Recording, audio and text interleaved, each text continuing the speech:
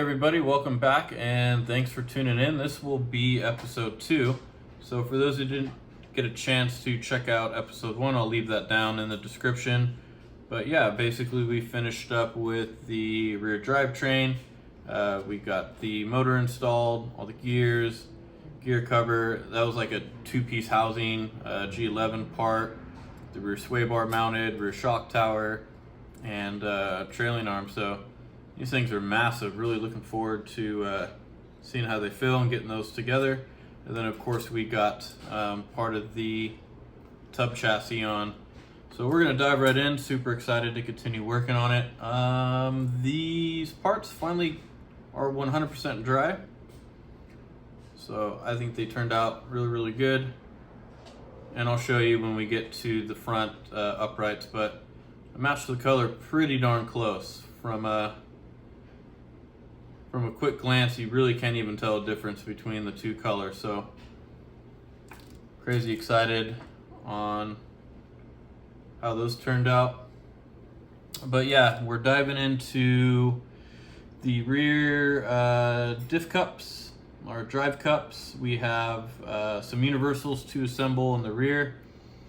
That's a first for me on a Tamiya kit, so excited to get those assembled. Moving on to some of the rear axle hubs, and looks like we're kind of finishing up the rear end. I think we're gonna get some shocks finally on the rear and then slowly move to the front. So we're gonna dive right in, continue on, and I'll keep you guys updated on the way.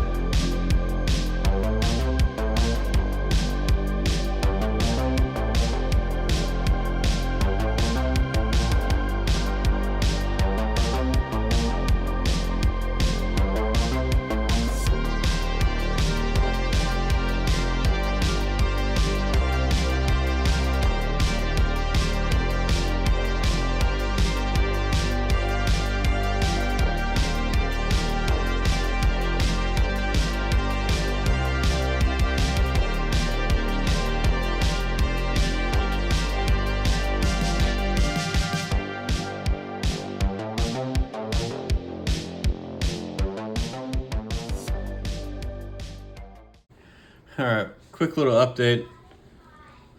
If you notice, I struggled a little bit. I wasn't really quite sure of the orientation that I needed. There's like a little grub screw, and you kind of had to screw that in first, and then not screw it in all the way, allow enough room to get that little pin right there down.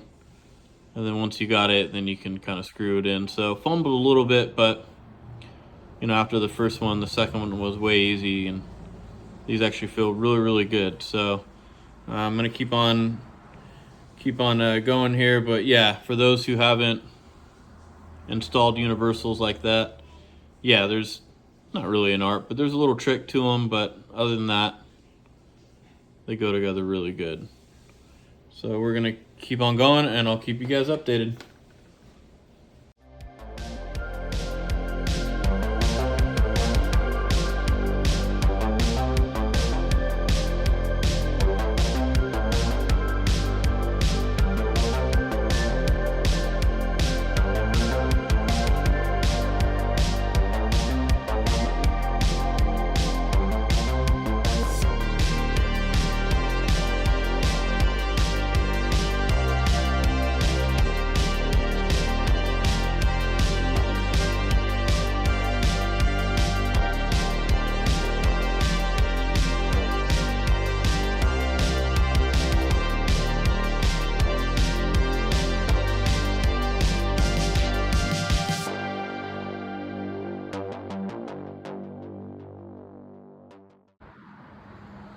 All right, got everything done.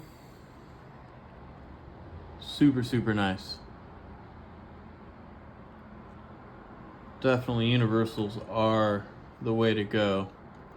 rather than just a one-piece drive shaft. So now it has, you know, more areas to articulate.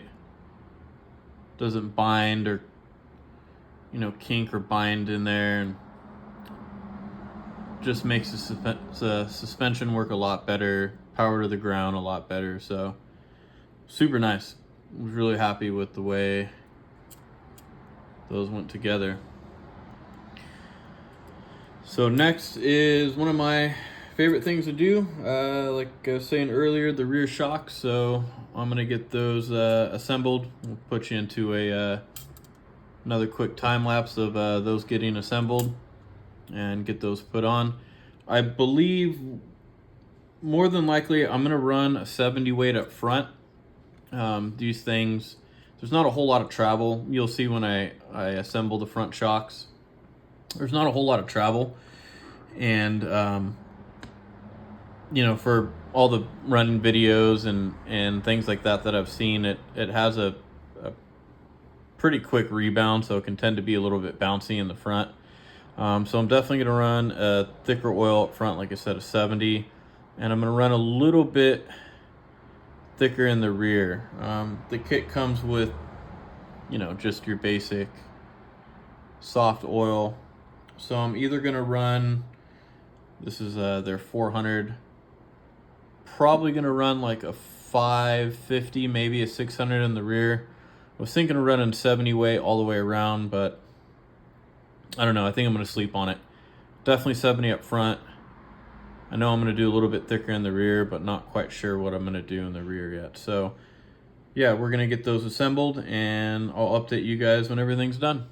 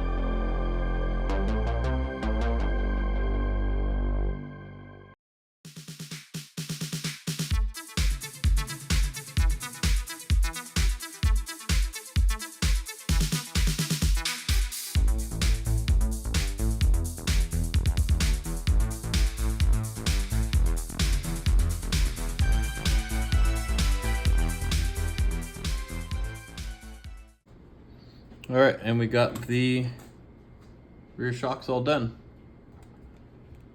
Turned out fantastic, feel really, really good. So what did I end up doing is I went with I mixed like a 400 Tamiya weight shock oil with a 70 weight.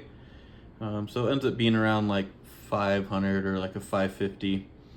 But I did a little bit thicker oil in the front, but I'll definitely be doing just a straight 70 weight in the front. But the rears feel really, really good. It's crazy, they wanted you to use these number 5 spacers, but it just felt really, really springy and really, really stiff. So I ended up putting a little bit smaller ones on. after it gets fully assembled and built and stuff like that, I'll play around with it. But yeah, I didn't go with these humongous spacers because it just put a lot of compression on the spring and made it really springy.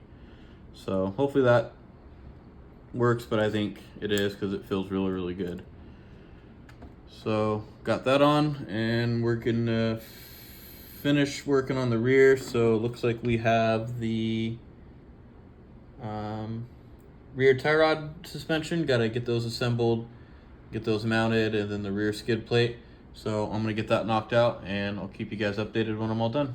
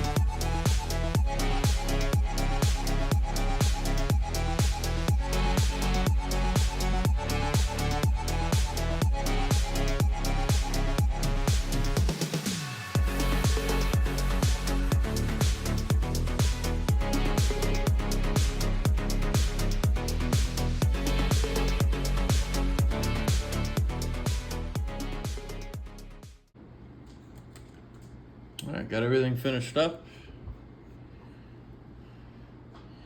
These were a little tricky. You kind of had to hold the wrench, and then this needed to be the little bracket that the rear sway bar goes in. That needed to be at a certain angle, and then it kind of gave you a little spacer that you saw, so that way it spaced out correctly.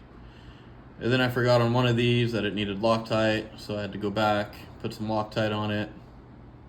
Not hard, just a little tricky. It's almost like you need 3 or 4 hands, but other than that, feels really good. Then for those who had a keen eye, I put this one on the top pole. So when I put it in, I was like, what the heck? Why is it hitting this? It wasn't hitting the bolt, but it was getting pretty close. And then I realized that I had it one up. So yeah, but everything feels really good, and it's super cool how the rear sway bar articulates like that. But now that everything's together, I may swap and get those bigger spacers, but again, we'll see when I get the wheels on and everything assembled. So yeah, really happy with it, and super happy with that G11 part. So we're gonna move on to the front gearbox and gear diffs. One of my favorite things to do, so we'll jump into that, and then I'll update you guys when everything's done.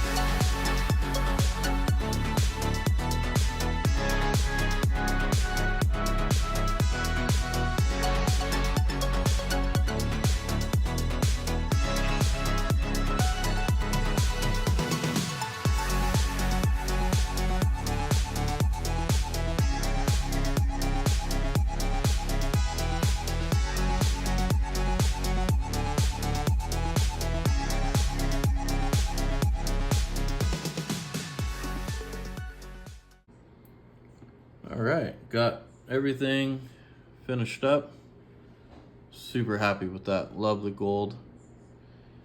So the front arms, this little support right here, the shock tower. So yeah, everything went together really good. Super happy with that.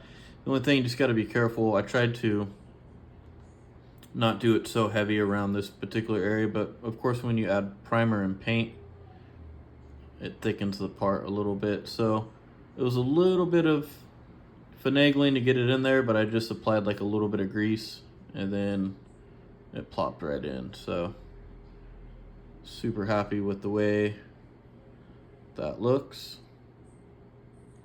Gearbox feels fantastic. So we're gonna move on to the front universals, front uprights, and the front knuckles, so more gold parts. So really excited to see all that get put together. And of course, as always, we'll keep you guys updated.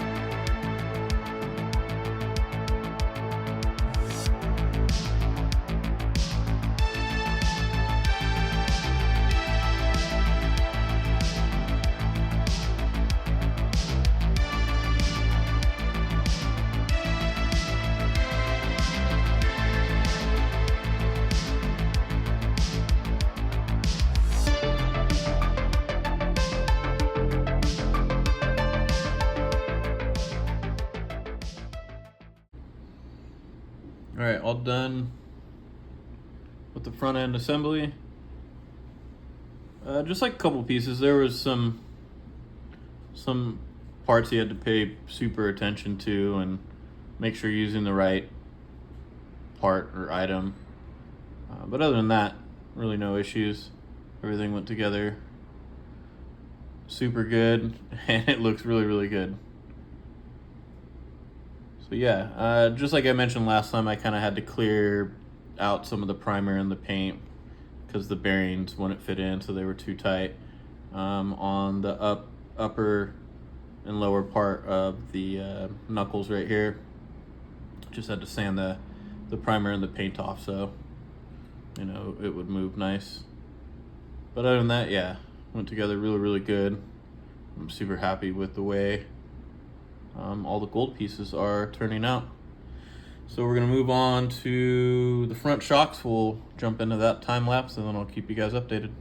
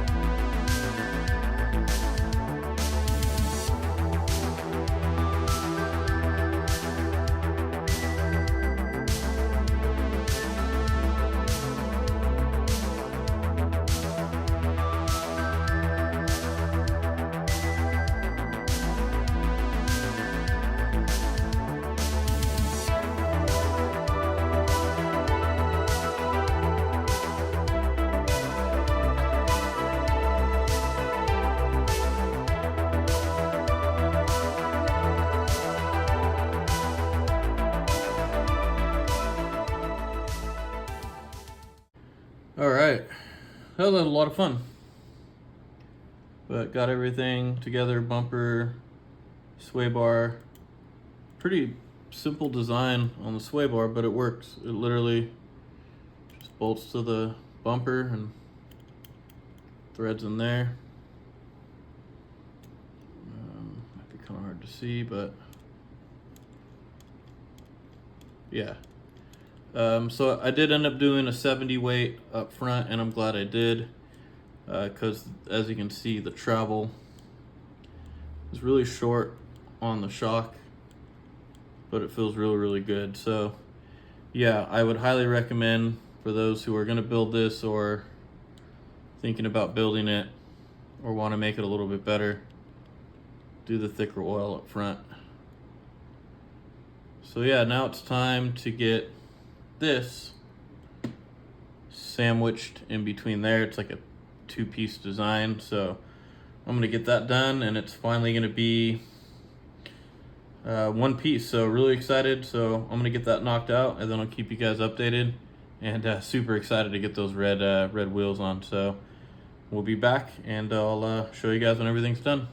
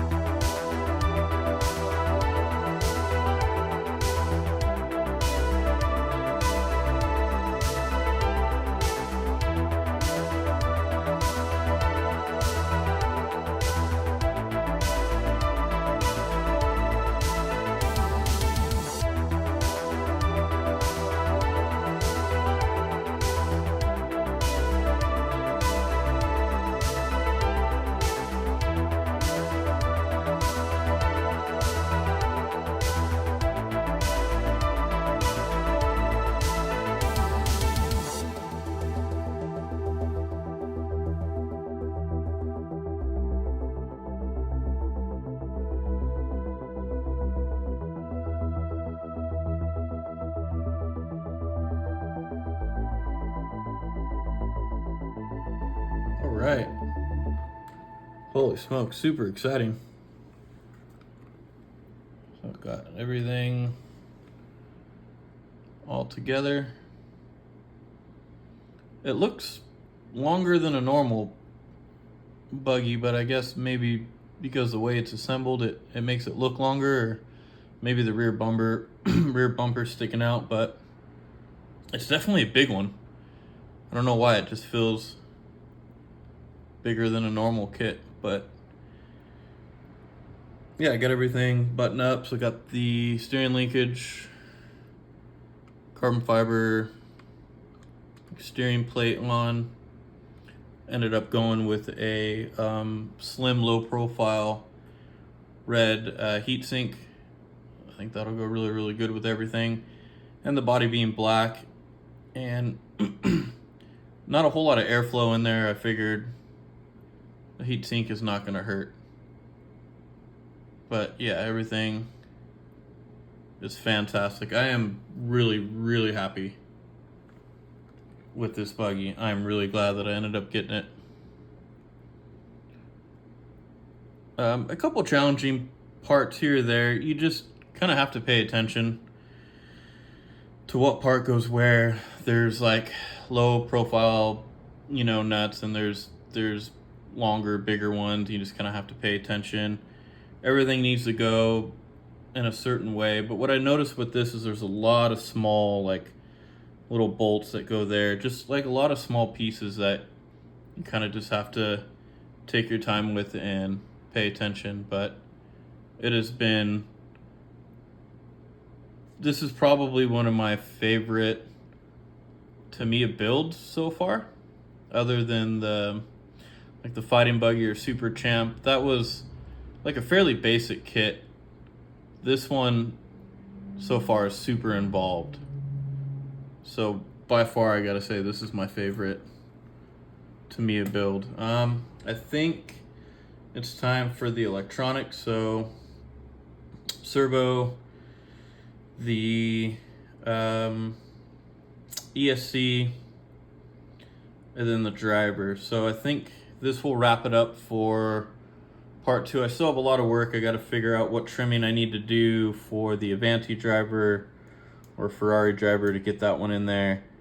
Obviously got to get the ESC and the steering servo, got to get that hooked up. Got to get the foam for the wheels and the tires, got to get those mounted and attached. So in the next video, she will be all complete, 100%, hopefully a rolling chassis. Nice on this one, it comes pre-painted body, and it's a nice little change to not have to paint a body. I'm not quite sure if the decals are pre-cut on this one. Sometimes they are, sometimes they aren't, so I'll try to figure that one out. But yeah, this will wrap it up. I hope everybody enjoyed it. I sure did. If you guys have any questions, let me know, jot them down below. Any comments, also let me know. But yeah, I'm super happy with the way all those gold pieces turned out. Kind of just gives it a little bit more pop and makes it look extra special. It's special, but now it's extra special. So yeah, thank you guys for tuning in to this one, and I'll catch you guys on the next one. Thanks again.